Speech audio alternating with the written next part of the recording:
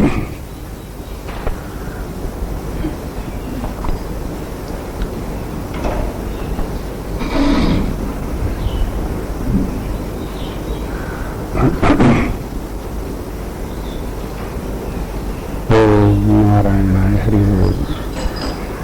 हम 18वें अध्याय में आ जाते हैं। 18वां अध्याय ये गीता का अंतिम अध्याय है। इस अध्याय में भगवान ने सब अध्याय में जो कुछ बात कही है उसको एक स्थान में संग्रहित कर दिया है। इसलिए कुछ लोग जो गीता का संक्षिप्त पाठ करना चाहते हैं वो 18वें अध्याय का पाठ कर लेते हैं तो पूरे गीता का पाठ हो जाता है। लेकिन पूरे गीता के पाठ के माने हैं उसके भाव को समझते हुए पाठ करें, तब पूरे गीता का पाठ हुआ। क्योंकि पूरे गीता का भाव 18वें में संग्रहित है। सब श्लोक पूरे अध्याय के सब अध्यायों के संग्रहित नहीं है, सबका भाव केवल 18वें अध्याय में संग्रहित है। इसलिए भाव को ध्यान में रख करके अगर इसका पाठ किया जाए तो सब गीता का पाठ हो जाता है। और 17 अध्याय का अध्ययन करने के बाद व्यक्ति को ऐसी बुद्धि आ जानी चाहिए कि गीता में जो कुछ हमने अध्ययन किया है वो सत्य है, जीवन के लिए उपयोगी ही नहीं अनिवार्य है, अपरिहार्य है। उसको ये भी समझ में आ जाना चाहिए कि गीता का धर्म ही भागवत धर्म है और भागवत धर्म ही हमारा धर्म है। यदि व्यक्ति इस धर्म के अनुसार जीवन जीता है तो उसका जीवन सार्थक है और सही है। अन्यथा गीता को एक किनारे रख करके मनमानी प्रकार से आचरण करने वाला व्यक्ति या लोक की लकीर को पीटने वाले व्यक्ति गड्ढे में गिरते हैं। अंतिम समय में जीवन में उनको पश्चाताप होता है, अशांति, दुख, चिंता, भय, क्लेश उनको छोड़ते नहीं। जीवन का उद्देश्य मनुष्य जीवन का यह है कि मनुष्य जीवन जीते जीते जीवन के अंतिम समय तक शांति प्राप्त कर ले, विश्राम प्राप्त कर ले, भय चिंता से निवृत्त हो जाए,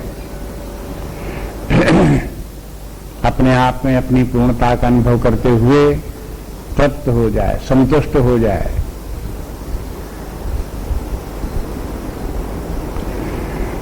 इसी गंतव्य तक पहुंचाने के लिए गीता शास्त्र है। इसलिए गीता शास्त्र का अध्ययन करने के साथ साथ हमको उसके अर्थ के ऊपर विचार करते हुए उस अर्थ को स्मरण रखें और व्यवहार में लाएं। व्यवहार के लाने के माने उसी प्रकार से हाथों से काम करें इतना ही नहीं है।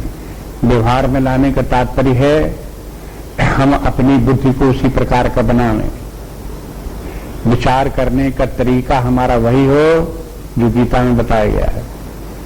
तो ये व्यवहार है, गीता का उपयोग हमने किया, यूटिलाइज किया गीता के ज्ञान को। यदि हमने अपनी बुद्धि को उसी प्रकार से बनाया,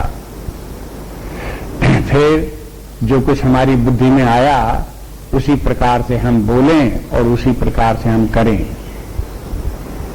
उसके विपरीत न जाएं।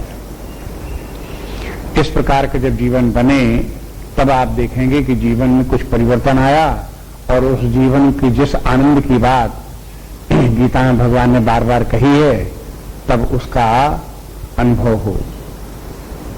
यह लाभात्म परो लाभा 6वें अध्याय में भगवान कहा है कि देखो इस गीता के अध्ययन करने पर, परमात्मा को प्राप्त करने पर, परमार्थ के वास्ते पर चलने पर जो लाभ प्राप्त होता है वो लाभ दुनिया में और कहीं किसी प्रकार से नहीं है।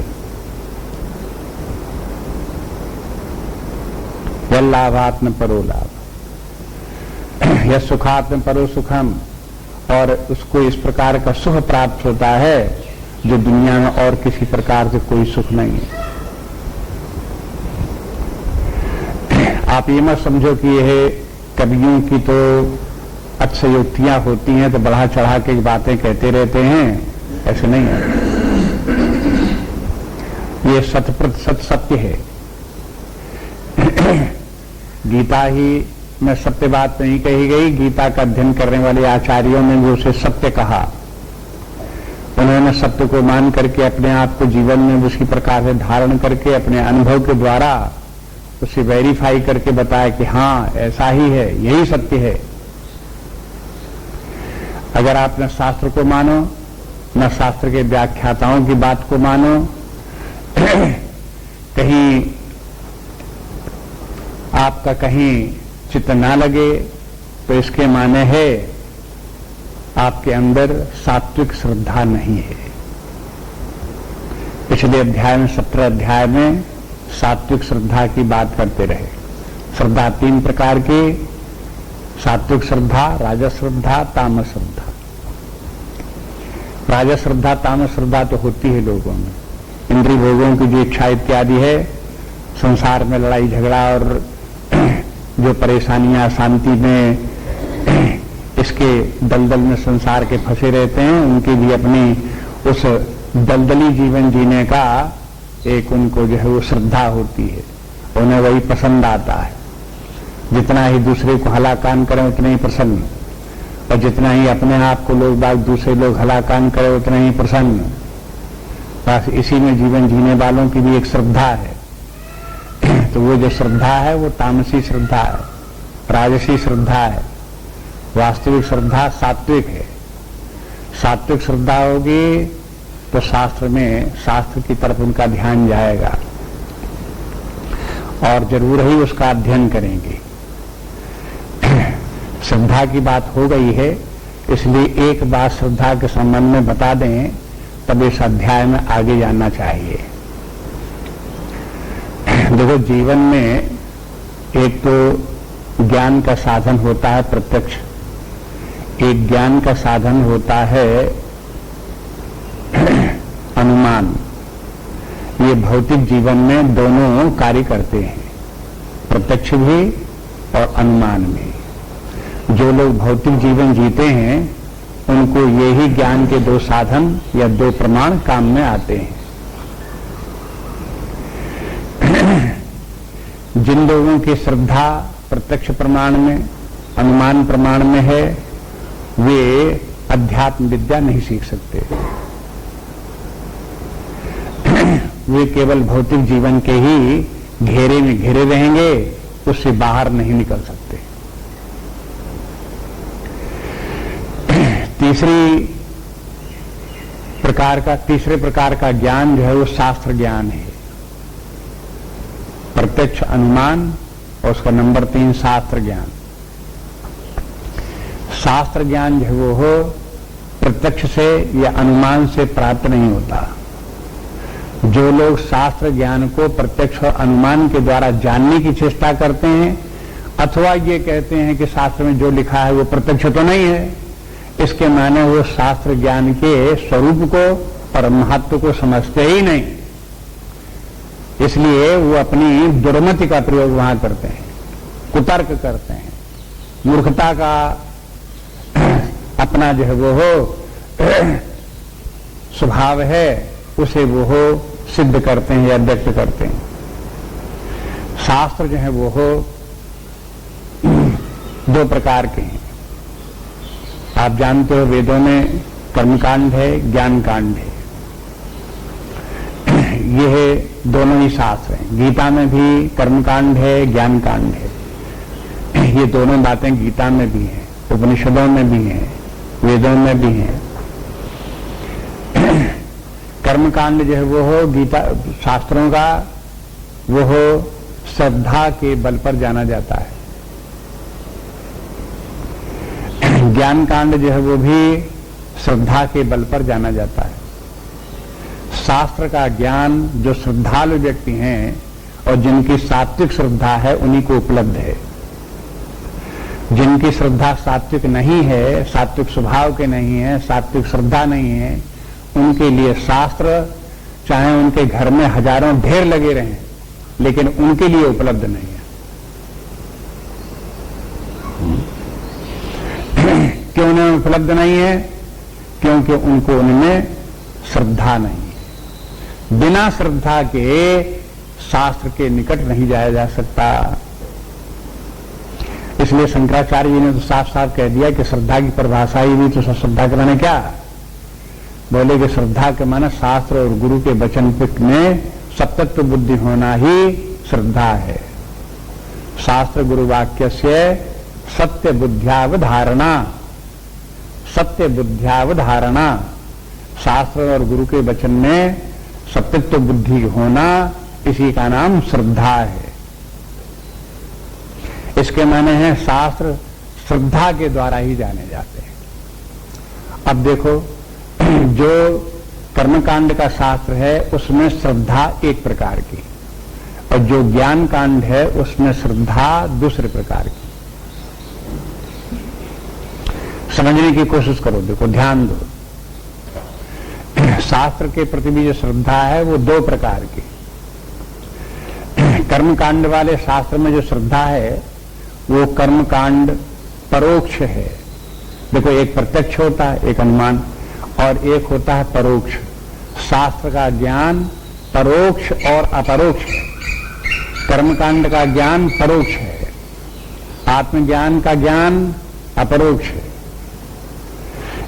एक कर्मकांड है, एक ज्ञान कांड है।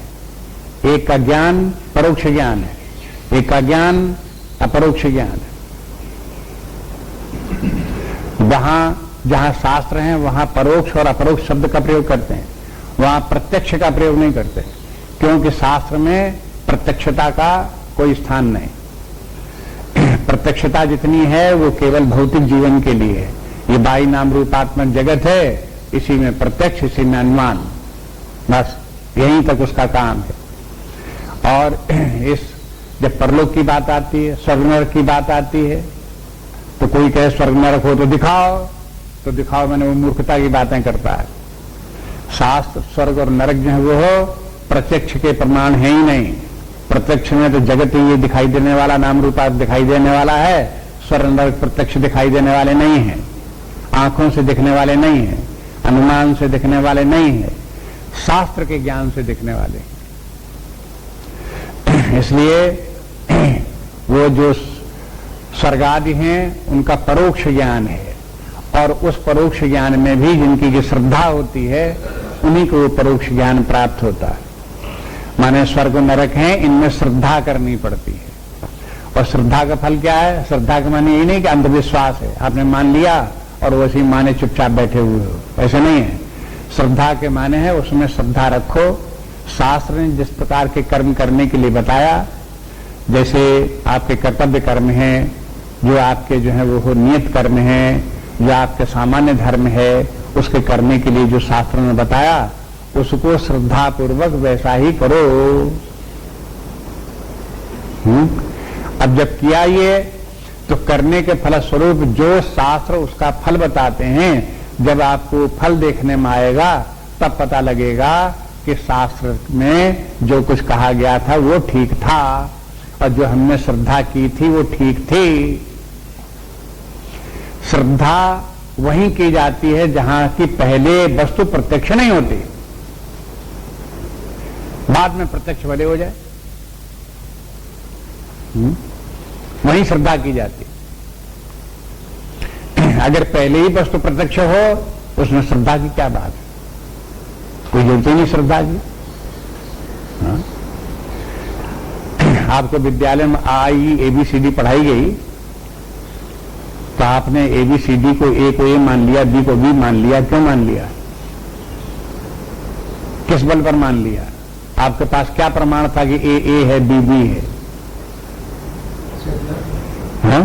श्रद्धा के बल पर मानना पड़ा, और वो श्रद्धा ने आगे चल करके सिद्ध कर दिया कि इसके द्वारा फिर भाषा का ज्ञान हो गया, और पुस्तकों में जो कुछ लिखा पढ़ने भी लगे, उसका अर्थ भी समझने लगे।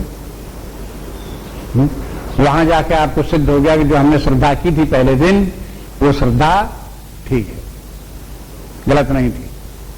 बस यही श्रद्धा का रूप है। शास्त्र की भी श्रद्धा इसी प्रकार की है। शास्त्र में जो कुछ कहा गया है उस बात को उसी प्रकार से मान करके वैसे ही चलें। जब आप चलेंगे आगे तब उसका जो फल आएगा, अगर सकाम कर्म करेंगे, शुभ कर्म करेंगे, तो उसके द्वारा स्वर्ग प्राप्त होगा, स्वर्ग का सुख प्राप्त होगा, इसी जीवन में प्राप्त होने लगेगा, व्यवहार काल में प्राप्त होने लगेगा, स्वप्न के समय प्राप्त होने लगेगा, शरीर के छोड़ने पर प्राप्त होने लगेगा। जब प्राप्त होने लगेगा तब आपको मालूम हो जाएगा कि जो कुछ हमने शास्त्र की आज्ञा का पालन किया उसका ये फल है। वहां श्रद्धा का फल आपके सामने आ जाएगा।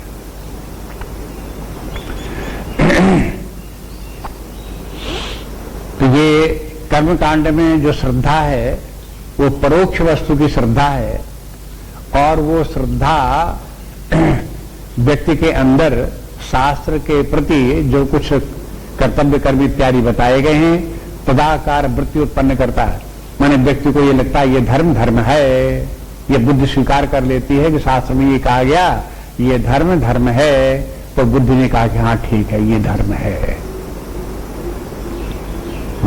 बुद्धि ने अगर स्वीकार कर लिया कि यही धर्म है तो ये है श्रद्धा का प्रभाव है। श्रद्धा के कारण आपने उसे धर्म करके माना और फिर उसी प्रकार का आप आचरण करने लगे। तो श्रद्धा जो है व्यक्ति को शास्त्र में बताए हुए कर्तव्य कर्म के प्रति एक प्रकार की वृत्ति उत्पन्न करता है। उस वृत्ति से, उस बुद्धि से आप फिर शास्त्र के बताए हुए मार्ग पर चलते हैं।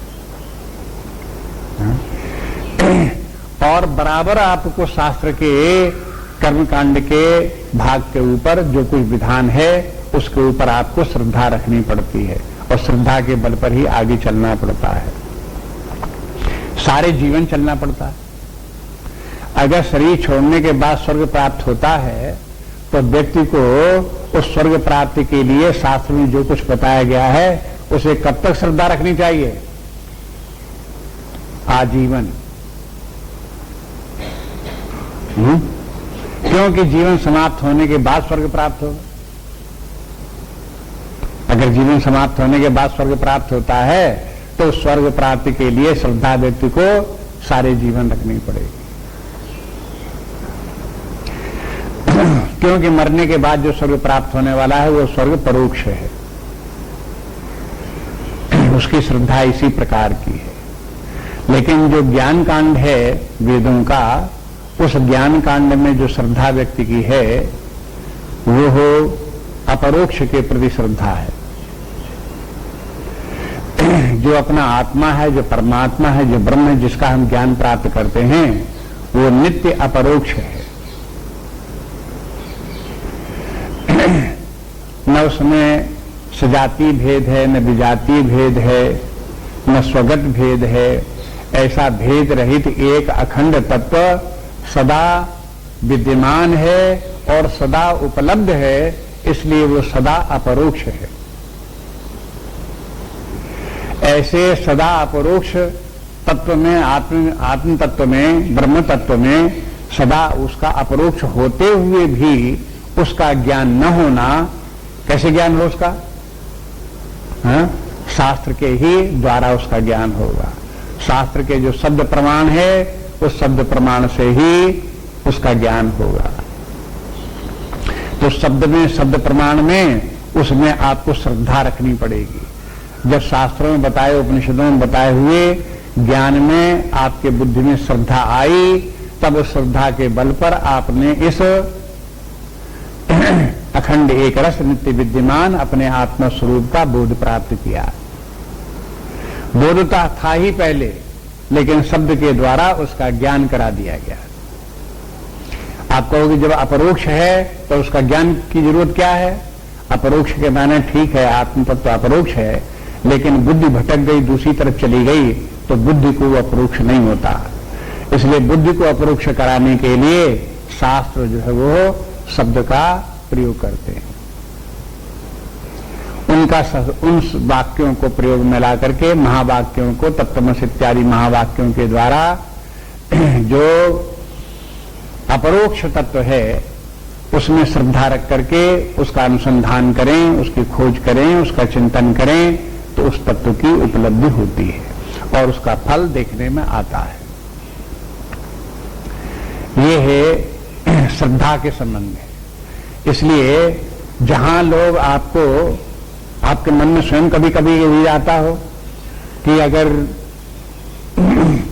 स्वर्ग है तो हमें कोई दिखावे स्वर्ग कहां है, नरक है तो कोई हमें दिखावे नरक कहां है। अगर आपके मन में आता हो कि परमात्मा है, सब जगह विद्यमान है, तो हमें दिखावे कोई कहां है। अगर इस प्रकार के आपके बुद्धि में आता हो तो यह यहां पे गलती है, उसको समझ लेनी चाहिए। ऐसा होता ही नहीं। इसलिए आप इस प्रकार की डिमांड अगर करते हैं, आपकी बुद्धि डिमांड करती है, तो वो अनधिकार चेष्टा है, अनावश्यक है। अज्ञान के कारण से आप इस प्रकार से चाहते हो। इसलिए इस प्रकार से आपके बुद्धि को, अपने बुद्धि को समाधान करो। दूसरी बात कि समाज में अन्य लोग, एक नहीं हजारों लोग ऐसे मिलेंगे जो ये कहेंगे स्वर्ग हो तो दिखाओ। आप कहोगे कि देखो पाप कर्म कर रहे हो, नरक जाओगे, कुछ पुण्य कार्य करो, सत्कर्म करो, सच्चाई का जीवन जियो, परमार्थ का जीवन जियो, तब तुम्हें स्वर्ग प्राप्त होगा। वो कहेगी स्वर्ग हो तो दिखाओ। तो आप ये नहीं कि आप घबरा गए कि देखो हम दिखा नहीं पाए तो भाग खड़े हुए, ऐसे नहीं। आप उसे ये समझाओ कि स्वर्ग कोई दिखाने की बात नहीं है। दिखने की बातें हैं, उतनी दिखने की बातें हैं, कुछ बातें ऐसी जो दिखाई देने वाली बातें नहीं हैं, लेकिन हैं फिर भी वो नहीं दिखाई देती तो भी है। आपको वायु न दिखाई दे तो क्या वायु नहीं है? आपके पेट में भूख लगती है और न दिखाई दे भूख लगती हुई तो क्या भूख नहीं है? आपके मन में दुख है और दुख अगर दिखाई नहीं देता तो क्या दुख नहीं है? सब कुछ दुनिया में दिखाई थोड़ा देता है। इसीलिए कभी कभी संत लोग कहते हैं, अरे भाई दिखाई ही कितना देता है, जो दिखाई देता है वो कितना दिखाई देता है, सबको थोड़ी दिखाई देता है। न दिखाई देने वाला भी बहुत कुछ है। इसी प्रकार से स्वर्ग भी न दिखाई देने वाली वस्तु है, लेकिन है अवश्य। शास्त्र उसके लिए प्रमाण है। उस प्रमाण को मान करके उसको स्वीकार करो कि स्वर्ग जरूर है, नरक जरूर है। इन कर्मों के द्वारा स्वर्ग प्राप्त होता है, इन कर्मों के द्वारा नरक प्राप्त होता है। इस बात का दृढ़ निश्चय करो और उसी प्रकार से कार्य करो, उसी प्रकार से जीवन जियो। और अन्य लोगों को जीवन जीने का विधान भी समझाओ कि देखो इन कर्मों के कारण से नरक जाओगे, इन कर्मों के कारण स्वर्ग जाओगे। ये उन लोगों को भी समझाना चाहिए, स्वयं समझना चाहिए, दूसरे लोगों को समझाना भी चाहिए। तो ये श्रद्धा की बात थी, जिसको लेकर के पिछले अध्याय में जब आचार्यों ने व्याख्या की है, तो श्रद्धा के संबंध में ये जो शास्त्रीय बातें हैं, भगवान ने तो अर्जुन को व्यवहार के रूप में बोलचाल की भाषा में श्रद्धा समझा दी, लेकिन शास्त्रकारों ने, जो आचार्य लोग उन्होंने शास्त्रों की रचना की, वे लोगों ने इसके संबंध में टेक्निकल बातें ढूंढ निकाली, जिनका थोड़ी सी बात हमने आपको बताई। इसका आप अध्ययन करो, ग्रंथों को आप देखो, तो आप देखोगे कि ये सब बातें वहां पर उन आचार्यों ने विस्तार सहित समझाई हैं। उसको क्रम क्रम से समझाई हैं, तमाम प्रमाण दिए हैं, उनको समझा, युक्तियां दी हैं, दे दे करके इनको सबको समझाया है। इसलिए शास्त्रों के अध्ययन करने के, आचार्यों के ग्रंथों को अध्ययन करने का अभ्यास डालना चाहिए। अध्ययन करते रहेंगे तो ये सब बातें जो है आपके सामने आती रहेंगी। अब इस श्रद्धा के बल पर जिस परमात्मा की प्राप्ति होती है, अपरोक्ष तत्व जो परमात्मा है, साक्षात अपरोक्ष है, उस परमात्मा की भी श्रद्धा के द्वारा ही प्राप्ति होती है। उस श्रद्धा के द्वारा प्राप्ति होने के संबंध में अब एक बात अर्जुन जो है वो 18वें अध्याय में पूछता है कि परमात्मा की प्राप्ति तो तब प्राप्त होगी जब पहले व्यक्ति में कुछ त्याग और वैराग्य हो। बिना त्याग और वैराग्य के प्राप्त नहीं होगा। भगवान ने जो कुछ श्रद्धा की बात 17वें अध्याय में कही, अर्जुन को पता लग गया, उसमें भगवान बार बार त्याग और वैराग्य की बात कह रहे हैं। अगर यज्ञ भी सात्विक यज्ञ कौन सी है? जिसमें कर्म के फल की कामना न हो। इसके माने त्याग की, संन्यास की, वैराग्य की बात आ गई। अगर कहते हैं कि दान दो लेकिन उसके फल की कामना मत करो, उसके प्रत्युपकार की कामना मत करो, तब सात्विक जो आपको दान होगा, इसके माने क्या हुआ? भगवान क्या कह रहे हैं? त्याग की बात कह रहे हैं, वैराग्य की बात कह रहे हैं।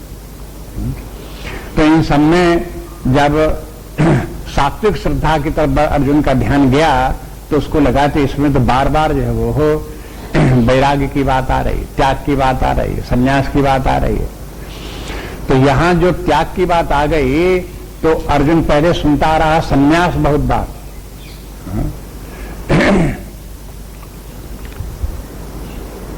6वें अध्याय में भगवान ने संन्यास की बड़ी प्रशंसा की। अर्जुन के सामने कहा कि देखो, पहले इस बात को सीखो कि जो निष्काम कर्मयोगी है वो निष्काम कर्मयोग करते करते संन्यास भाव को प्राप्त कर लेता है। ऐसा सन्यासी व्यक्ति ही ध्यान करने का अधिकारी है, क्योंकि यदि संन्यास नहीं हुआ, संसार में आसक्ति हुई तो मन संसार में अटका रहेगा, परमात्मा में जाकर के लगेगा नहीं, वहां टिकेगा नहीं। इसलिए वहां संन्यास की महिमा बताई। और अर्जुन ने भी वहां पर पूछा कि भगवान, अगर हमारा मन परमात्मा में नहीं लगता तो क्यों नहीं लगता, क्या करना चाहिए? तब वहां पर भगवान ने क्या बोला?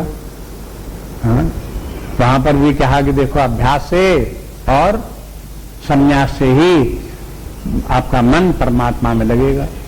संन्यास का अभ्यास करो, वैराग्य का अभ्यास करो।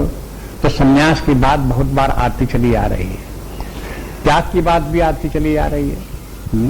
अब यहां भी ये दो शब्द जो हो गए तो अर्जुन को ये लगा कि ये संन्यास और त्याग ये जो ठीक से समझ लेना चाहिए। उसके संबंध में ये अध्याय यहीं से शुरू होता है। देखो, गीता भर में जो बातें आती रही हैं वो संक्षेप में आती नहीं। पहले जो संक्षेप में आती नहीं है उनका कहीं न कहीं आगे चल करके विस्तार करना पड़ा। जैसे श्रद्धा की बात बहुत बार पहले आती रही तो आकर के 17वें अध्याय में श्रद्धा का विस्तृत वर्णन करना पड़ा। सत्वरजस तमस का पहले से सभी से दूसरे अध्याय से लेकर के 3 प्रकार के गुण नाम चले आ रहे थे। अब उनको 14वें अध्याय में आकर के उनका तीनों प्रकार के गुण क्या क्या कैसे हैं उनका विस्तार बताना पड़ा। इसी तरह से यहाँ 18वें अध्याय में अब अर्जुन प्रारंभ करता है संन्यास और त्याग की बात को। कहता है कि संन्यास और त्याग क्या होते हैं, यहां से प्रश्न होता प्रारंभ। तो पहला श्लोक देखिए। अर्जुन उवाच संन्यासस्य महाबाहो तत्त्वमिच्छामि वेदितुम् त्यागस्य च ऋषिकेश पथिकेशेन सूदन। संन्यासस्य महाबाहो तत्त्वमिच्छामि वेदितुम् त्यागस्य च ऋषिकेश पथिकेशेन सूदन। इसमें 3 शब्द तो भगवान के लिए संबोधन ही है। महाबाहो भगवान के लिए संबोधन है, ऋषिकेश भगवान के लिए संबोधन है, केशेन सूदन ये भगवान के लिए संबोधन है। 3 संबोधन भगवान के लिए प्रयोग किया गया। कुछ लोग ये भी कह सकते हैं कि इस श्लोक में अर्जुन को जो प्रश्न पूछना था वो थोड़े से शब्दों में हो जाता था, तो इस श्लोक पूरा करने के लिए 3 शब्द दे दिए, नहीं तो एक ही शब्द पर्याप्त था भगवान को संबोधन करने के लिए। कुछ लोग ये कहते हैं कि नहीं, अर्जुन के मन में भगवान के प्रति अधिक श्रद्धा उत्पन्न हो गई, इसलिए उनको महाबाहो भी कहता है, ऋषिकेश भी कहता है, केशेन सूदन भी कहता है। ये श्रद्धा की अधिकता है।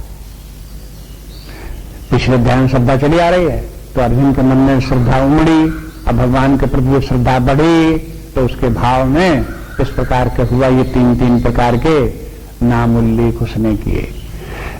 अब देखो प्रश्न अर्जुन का क्या है। इसमें अर्जुन का प्रश्न है कि संन्यासस्व तत्वम इच्छामि, मैं संन्यास के तत्व को वेदितुम इच्छामि, जानना चाहता हूं। एक तो बात ये संन्यास के तत्व को जानना चाहता है। दूसरा बात त्यागस्य च, ऋषि के त्यागस्य च, और त्यागस्य च के माने क्या है। अब इसका वाक्य पूरा करो। त्यागस्य च तत्वम वेदितुम इच्छामि, मैं त्याग के तत्व को भी जानना चाहता हूं। मैंने संन्यास के तत्व को जानना चाहता हूं और त्याग के तत्व को जानना चाहता हूं। ये तत्व शब्द भी किधर की तरफ ले जाता है आपको। ये नहीं कि संन्यास का आप शाब्दिक अर्थ बता दो, कहने लगो कि सन, नी, अस, इन तीनों से मिलकर के संन्यास बना है। हाँ? तो ऐसे शब्द का ज्ञान मत कराओ हमें।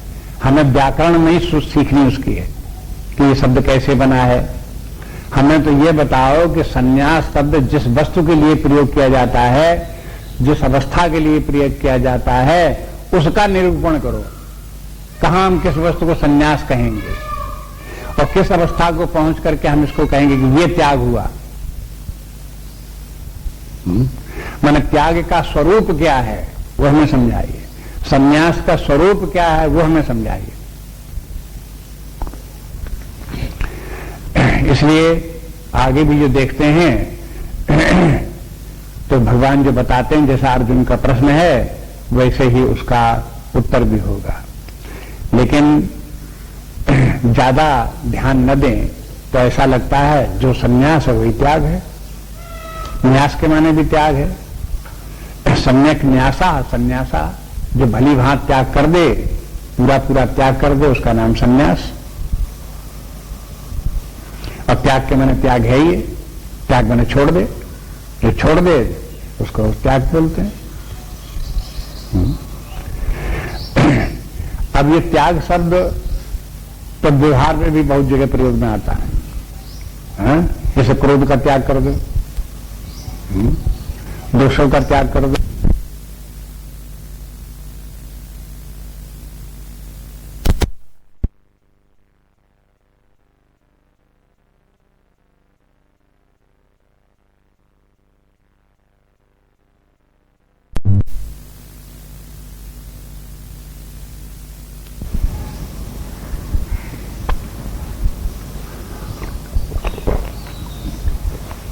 क्योंकि व्यवहार में त्याग और ग्रहण चलता है। कुछ ग्रहण कर लिया, कुछ त्याग कर दिया। सवेरे उठ करके कमरे में झाड़ू लगाई और कूड़ा निकला, उसको थोड़ा छान, उसको छटाई की, उसमें से कुछ ग्रहण कर लिया, कुछ त्याग कर दिया। काम की चीज जो निकली उसे तो ले ली और अलमारी में रख दी, जो बेकाम की चीज निकली उसको फेंक दी। ये क्या हुआ? त्याग हो गया। त्याग तो सब जानते हैं और करते भी रहते हैं। और त्याग की बात अगर कहें तो कोई बहुत डर भी नहीं लगता है। हाँ? लेकिन संन्यास भयंकर शब्द है। हाँ?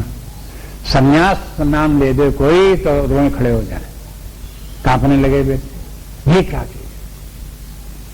संन्यास, सत्यानाश।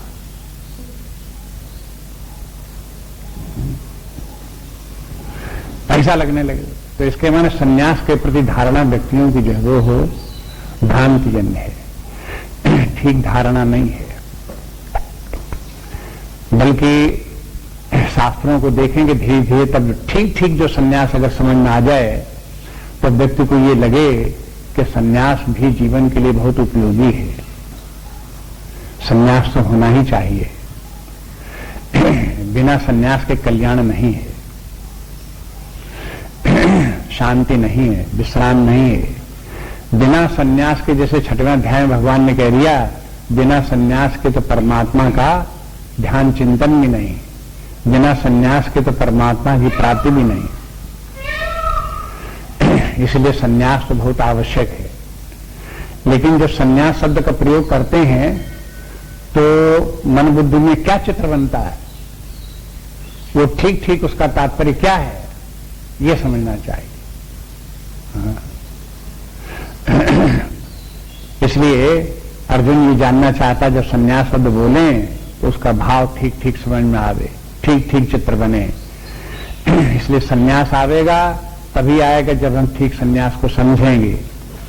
नहीं तो क्या आप समझते हो कि जैसे तुलसीदास जी कहा कहते हैं कि नार मुई घर संपत्ति नाशा और मूड मुड़ाए भय सन्यासी। अगर इस प्रकार से कहीं बाई एक्सीडेंट जीवन में इस प्रकार का हो जाए, सब सत्यानाश हो जाए, परिवार धन संपत्ति सब समाप्त हो जाए, तो उसके बाद क्या किया? एक ही रास्ता रह गया, मूड मुड़ाए भय सन्यासी। तो जो मूड मुड़ाए हों, कपड़े जिन्होंने रंग लिए हों, उनको सन्यासी बोलते हैं। तो क्या सन्यासी शब्द का जहां शब्द का प्रयोग करें तो झट से एक मुड़ मुड़ाए हुए लाल कपड़े पहना हुआ व्यक्ति हमारे सामने आ जाना चाहिए, इसी का नाम सन्यास है।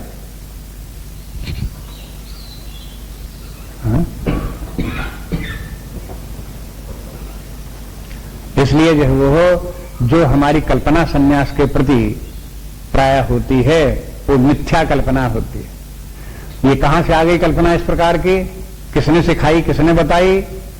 आपने अपने आप से जानी क्या और कहीं से आई? आप देखोगे कि लोक चर्चा जो कल बता रहे थे, समाज जो है वो इस प्रकार की भ्रांतियां उत्पन्न करता रहता है, वही हमारी बुद्धि में इस प्रकार की झूठी झूठी बातें भरता रहता है। और आप समाज के कहे हुए, लोक मत के कहे के ऊपर चलते रहोगे तो यही भ्रांतियां दिए हुए जीवन जीते रहोगे। इसलिए लोक मत से सावधान रहो, बल्कि लोक मत जो भ्रांतियां फैला रहा है उनके प्रति विद्रोह उत्पन्न करो। जितनी भ्रांतियां समाज में फैला रखी हैं, उनके प्रति एक आंदोलन चलना चाहिए और बड़े हिम्मत के साथ, साहस के साथ आंदोलन चले कि ये भ्रांतियां समाज में फैली हैं, ये मूर्खता की बातें हैं, समाज को भ्रष्ट करने वाली हैं, लोगों को जीवन को नष्ट करने वाली हैं। जो यथार्थ बात है वो समाज के सामने आनी चाहिए, लोगों की व्यक्ति में, बुद्धि में उसकी स्थापना होनी चाहिए।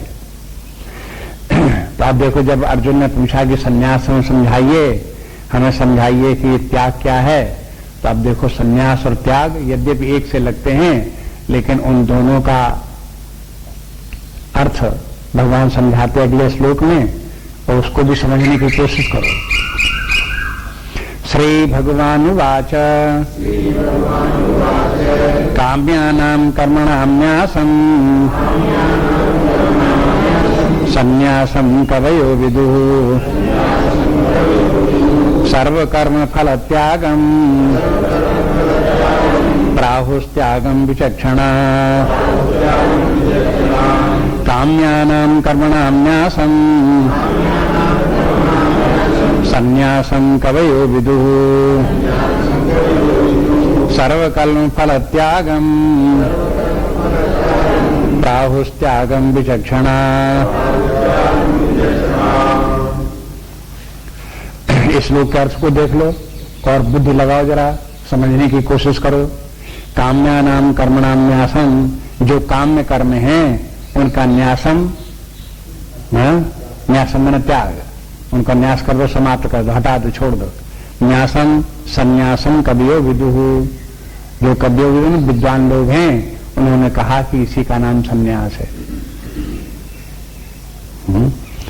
और फिर का त्याग क्या है? त्याग की परिभाषा भी एक पंक्ति में सुन लो।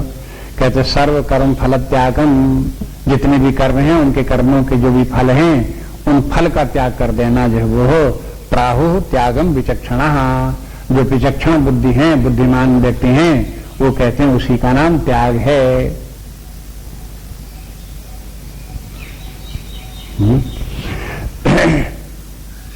अब दोनों में क्या अंतर है देखो।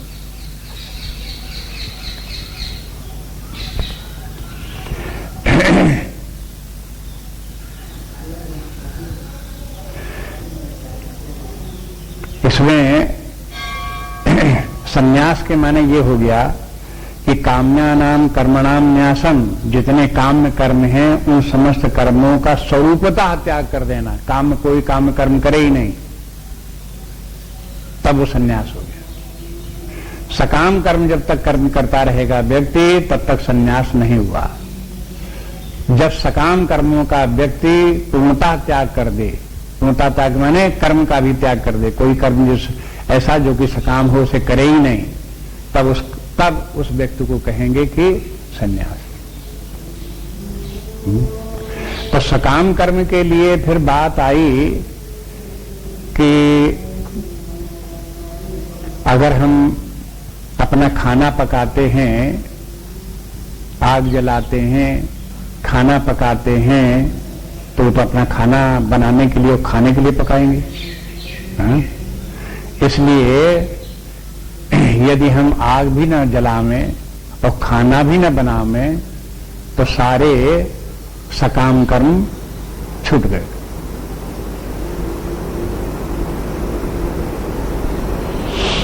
छठवें अध्याय को फिर देखो, वहां भगवान ने कहा कि देखो कि सन्यासी कौन, न निरग्निर न चाक्रिया करके भगवान ने मना किया कि देखो जो सन्यासी जो है वो हो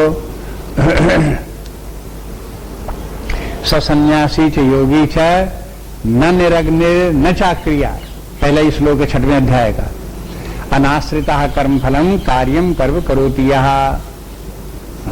अगर कोई व्यक्ति अनाश्रित होकर कर्म फल के ऊपर बिना आश्रित रहे हुए अपने कर्तव्य कर्म को करता है तो वो सन्यासी च योगी च, वो योगी भी है और सन्यासी भी है। न निरग्निर न चाक्रिया, क्योंकि ये भ्रांति है समाज में फैलाई हुई कि सन्यासी वो है जो न आग जलावे और न कोई और दूसरे प्रकार का कोई काम करे, सब कामों को जो छोड़ देता है उसी का नाम सन्यासी है। यहां भगवान ने मना किया न निरग्नि न चाक्रिया, केवल निरग्नि हो जाने से, अग्नि को न छुए, खाना न बनावे या और कोई सकाम कर्म न करे, इतने मात्र से कोई योगी समझा जाता हो तो नहीं होगा, जब तक कि उसके मन में कामनाएं बैठी हुई हैं। इसलिए यहां जो भगवान परिभाषा सन्यास की दे रहे हैं, इस श्लोक के साथ उसे समझनी चाहिए और इसको याद भी रखना चाहिए। इसी में आगे जो है वो हो दूसरा श्लोक भी था 6वें अध्याय में, यम संन्यासम इति प्राहु योगम तम विद्धि पांडव और नहीं असन्यस्त संकल्पो योगी भवत कश्चन। वहां योग और जो सन्यास है उनको दोनों की तुलना करते हुए भगवान ने बता दिया कि देखो जब तक कि कोई संकल्पों का त्याग नहीं करता, माने इंद्रिय भोगों को प्राप्त करने का जो संकल्प है उसका त्याग नहीं करता, तब तक वो सन्यासी भी नहीं होता। तो सन्यास का तात्पर्य जरा ज्यादा व्यापक है। ज्यादा व्यापक माने उसके अंदर क्या क्या है। एक बात तो ये है कि व्यक्ति इंद्रिय भोगों की कामना ना करे, इंद्रिय भोगों की कामना ना करे, उसके बाद उन कामनाओं को लेकर के कोई कर्म भी ना करे। जब ये दोनों ही बातें जब व्यक्ति में ना हो तब वो सन्यासी है।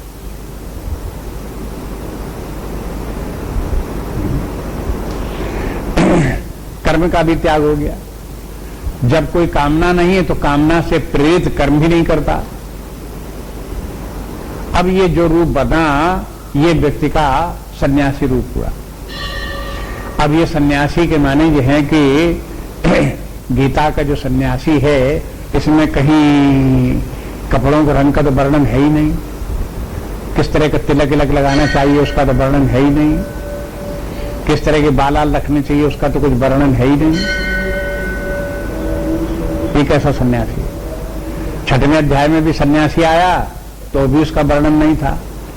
18वें अध्याय में अर्जुन ने फिर पूछा कि साफ साफ बता दो सन्यासी किसे कहते हैं, तो यहां भी उसका वर्णन नहीं।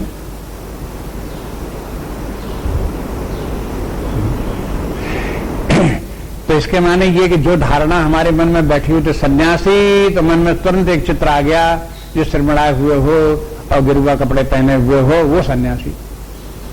इसके माने वो धारणा कैसी थी? मिथ्या धारणा, माने शास्त्र विरुद्ध थी। हम शास्त्र को हमने देखा नहीं, इसलिए इस प्रकार की धारणा थी। शास्त्र कहते हैं सन्यासी, ये तो रंग इत्यादि पहनने की प्रचलन हमारी समय में तब से हुआ जब से गौतम बुद्ध ने प्रचार कार्य शुरू किया।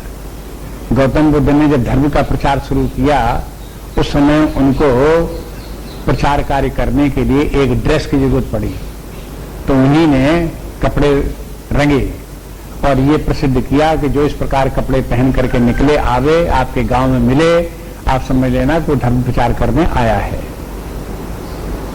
बस ये धर्म प्रचारकों के लिए ड्रेस उस समय से शुरू हुई। उसके पहले, गौतम बुद्ध के पहले, चाहे आप याज्ञवल्क्य को देखो, चाहे वशिष्ठ देखो, चाहे भरद्वाज देखो, चाहे और जितने भी संत हो गए, उन किसी भी संत को देखो, वहां कहीं भी वर्णन इस बात का नहीं आया कि वे है सिर घुटाए हुए लाल कपड़े पहने हुए बैठे हुए हैं।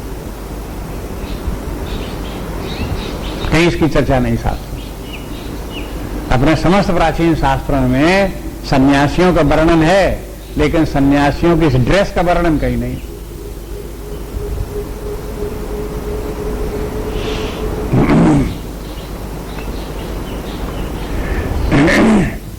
इसलिए सन्यास से तात्पर्य को जहां ध्यान अपना ड्रेस की तरफ है उधर से हटा करके सन्यास शब्द जिस तत्व की तरफ ध्यान देता है उसको ध्यान में रखना चाहिए। जैसे सन्यास शब्द आवे, इसके माने काम कर्मों का त्याग हो और सकाम कामनाओं का त्याग हो, अपने मन से कामनाओं का त्याग हो, और व्यवहार में जो कामनाओं से प्रेरित कर्म होने लगते वो कर्म न हो। माने जब कामनाओं का त्याग करेंगे तो जब कामना ही नहीं है तो सकाम कर्म कैसे होंगे?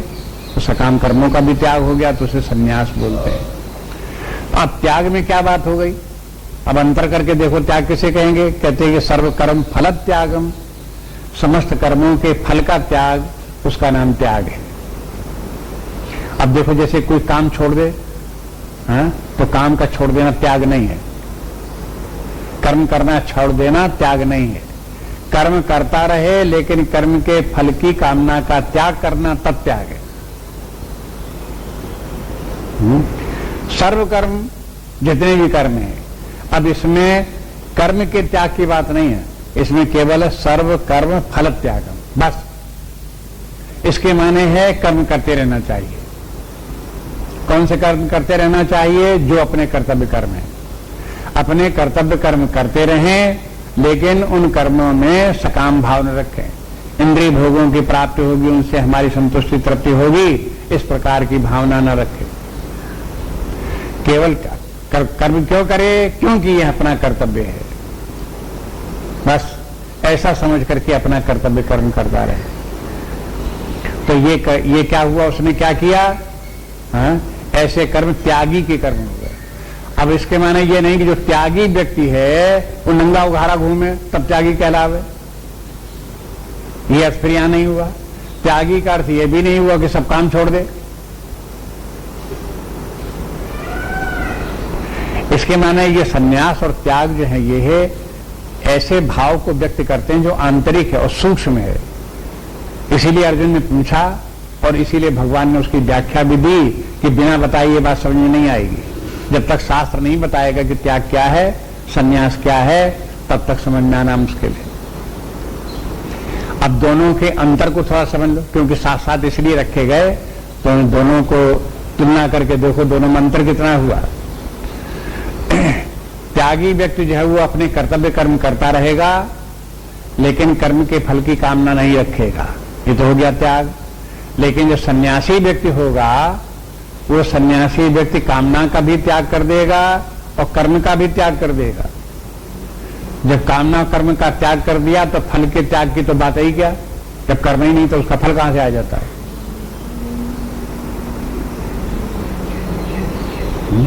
इसमें इन दोनों शब्दों को समझने के लिए कितनी बातें हुई।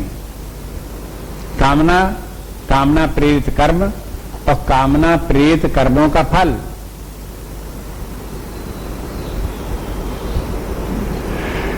यदि व्यक्ति ने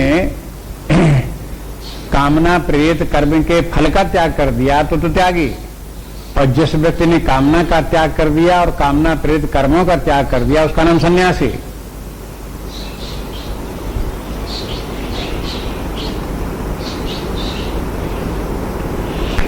अब इसमें ये कहो कि जो सन्यासी है उसके कर्म के फल का भी त्याग हो ही गया।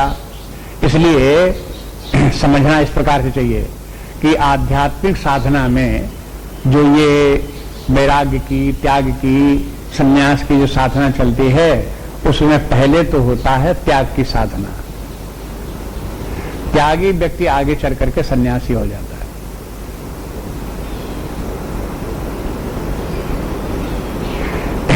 जो त्याग शब्द का जो भगवान ने प्रयोग किया है ये निष्काम कर्म योग है।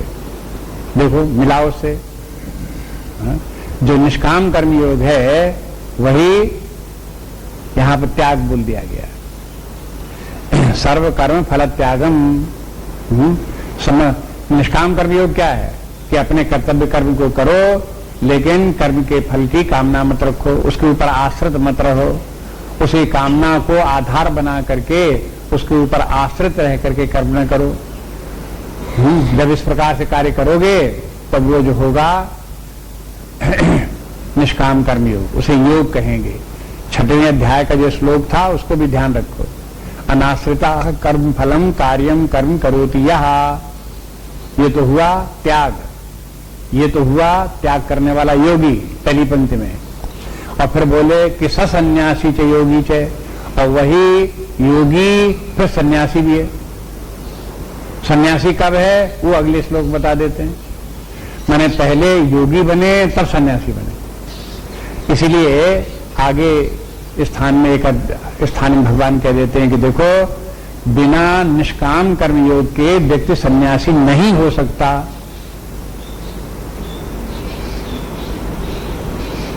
यानी बिना त्याग किए, बिना निष्काम कर्म किए कोई सन्यासी बन जाना चाहे तो सन्यासी नहीं बन सकता। क्या तात्पर्य हुआ इसका कि मैंने पहले निष्काम कर्म योग करे, अपने कर्तव्य कर्मों को सुचारू रूप से करता रहे और कर्तव्य समझ के करता रहे, और उनके फल के माने जब बताते हैं तो बार बार कहते हैं, उसको भी ध्यान रखें। फल के माने इंद्रिय भोगों का फल।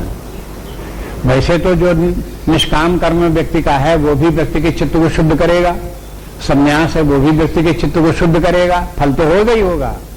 लेकिन फल से जिस फल के त्याग की बात है वो फल इंद्रिय भोगों के फल की बात है। जब व्यक्ति इंद्रिय भोगों के सुख की कामना का त्याग करके कि ऐसा फल इस कर्म के द्वारा ये भोग में प्राप्त होगा, ऐसी कामना को छोड़ करके अपने कर्तव्य कर्म को करता है। किस लिए करता है?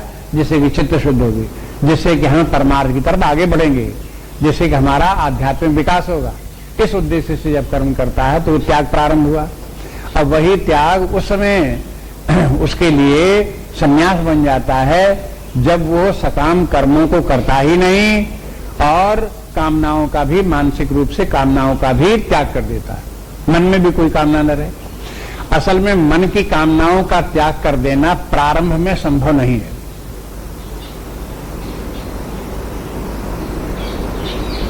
ये सब बातें क्यों कहनी पड़ती हैं? ये सब जो है वो भारतीय मनोविज्ञान है और लोगों ने उसका अनुभव किया है, साधना की है, तब पता चला है। किसी व्यक्ति से कहो कामनाओं का त्याग करो और कोई करने भी लगे कामनाओं का त्याग तो हो गई नहीं। कामनाओं का त्याग करने के लिए एक तरीका है, एक क्रम है, उससे जब चलेंगे तब कामनाओं का त्याग होगा। एक अवस्था में पहुंचकर कामनाओं का त्याग होगा। प्रारंभ में व्यक्ति के मन में कामनाएं रहेंगी और कामना के कारण व्यक्ति सकाम कर्म भी करेगा। लेकिन सकाम कर्म करते समय व्यक्ति को शुरू में यह अभ्यास करना चाहिए कि देखो जो हम कार्य कर रहे हैं इस कर्म के फलस्वरूप जो कुछ हमें फल प्राप्त होगा, सफलता मिले चाहे असफलता मिले, हमें अपने चित्त को सम रखना चाहिए। चाहे ये फल आज मिले चाहे साल भर बाद मिले, हमें अपने मन को शांत रखना होगा। चाहे ये फल ऐसा मिले चाहे ये फल वैसा मिले, हमें अपने मन को शांत रखना है। और जब मिलेगा तब मिलेगा। जैसा मिलेगा तैसा मिलेगा, इतना इसका अभ्यास प्रारंभ में व्यक्ति कर सकता है। इतना धैर्य दान करके कर्म कर सकता है। अगर ऐसा कर ले जाएगा और थोड़े दिन अभ्यास करेगा तो उसमें सत्वगुण की वृद्धि होगी, तब धीरे धीरे करके उसको वे जो कामनाओं से प्रेरित कर्म होते थे वे और जो कामनाएं थी उनके ऊपर प्रभाव पड़ेगा और कामनाएं घटने लगेंगी। कामनाओं के घटाने से, छोड़ने से नहीं छूटती, लेकिन कर्म के फल की आसक्ति जो है उसको छोड़ने से धीरे धीरे कामनाएं क्षीण होने लगती हैं। इसलिए कहते हैं कि पहले तो त्याग करो, त्याग करो मन निष्काम कर्म योग करो, कर्म के फल का त्याग करो, उसमें अनाश्रित होकर के कर्म करने का अभ्यास डालो। दूसरी बात ये कि जब एक समय आएगा उस अवस्था में पहुंच करके कामनाएं भी समाप्त हो जाएंगी। जब कामनाएं समाप्त हो जाएंगी, कामना है ही नहीं मन में कोई, किस बात की कामना? परमार्थ की कामना की बात नहीं कहते हैं, आत्मज्ञान ब्रह्म ज्ञान की कामना की बात नहीं कहते हैं। कामना जब कहते हैं जब वो देखे कोई कामना नहीं, इन माने इंद्रिय भोग की कामना नहीं, यश कीर्ति की कामना नहीं, स्वर्ग की कामना नहीं। इसकी जब व्यक्ति को कामना नहीं, उसके मन में दिखाई दिया कोई कामना नहीं, तो अब जब कामना नहीं तो वो जब कामना ही नहीं तो प्रेत कौन करे कर्म करने के लिए, सकाम कर्म करने के लिए? तो सकाम कर्म ही नहीं हो सकता, वो सकाम कर्म ही छूट जाएगा। जब ये अवस्था आ जाएगी तब इसका नाम है सन्यासी।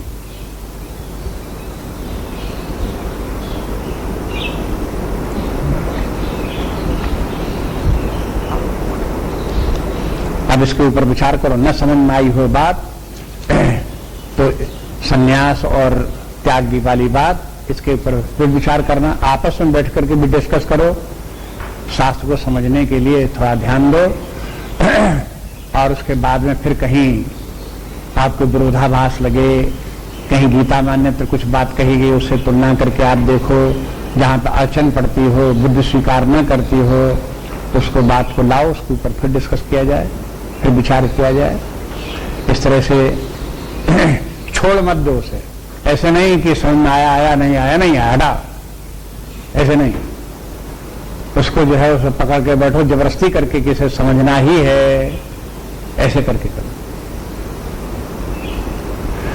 नान्य स्पृहा रघुपते हृदय सुमदीये, सत्यं वदामि च भवान् अखिलान्तरात्मा, भक्तिं प्रयच्छ रघुपुंगव निर्भरान्मे, ममादिदोषरहितं कुरु मां सञ्च।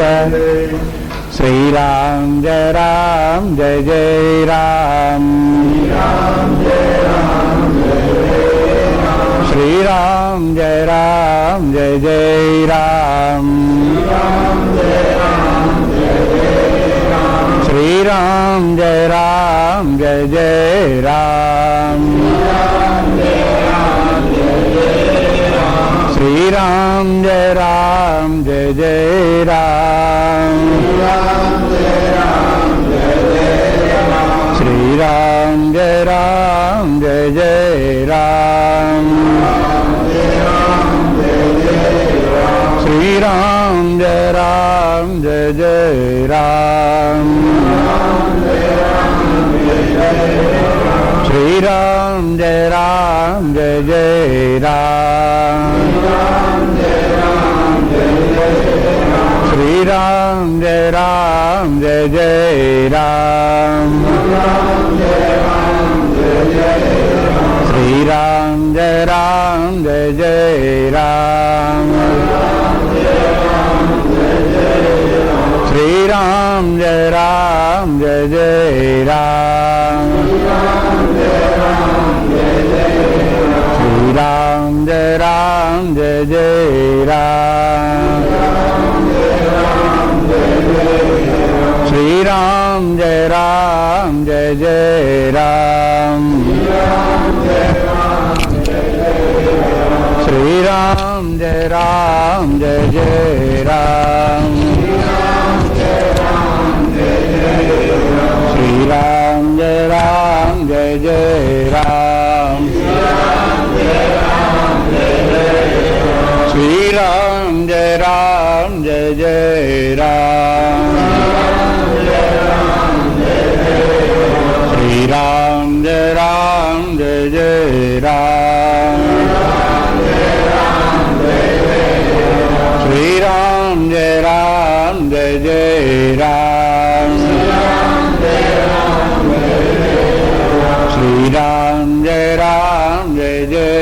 राम श्री राम जय जय राम श्री राम जय जय राम श्री राम जय जय राम श्री राम जय जय राम श्री राम जय जय राम श्री राम जय जय राम जय जय राम जय जय राम जय जय राम जय जय राम जय जय राम जय जय राम जय जय राम जय जय राम जय जय राम जय जय राम